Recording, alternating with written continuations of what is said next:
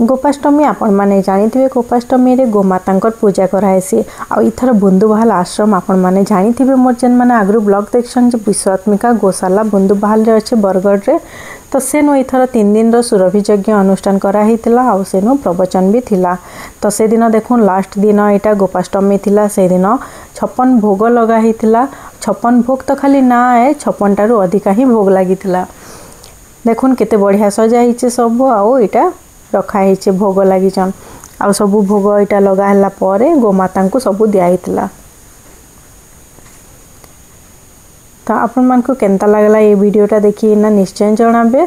आ देखुन केते सुंदर लगुचे जे आपण मान को जदि मोर वीडियो भल लागी प्लीज चैनल के लाइक करबे शेयर करबे सब्सक्राइब करबे। देखुन समस्ते इनो अच्छन स्वामी जी भी जाइथिले लास्ट दिन इटा है गोपाष्टमी थिला प्रवचन रो एंड भी थिला सुरभि यज्ञ रो आ ई दिन सब पूर्णाहुति इटा थिला।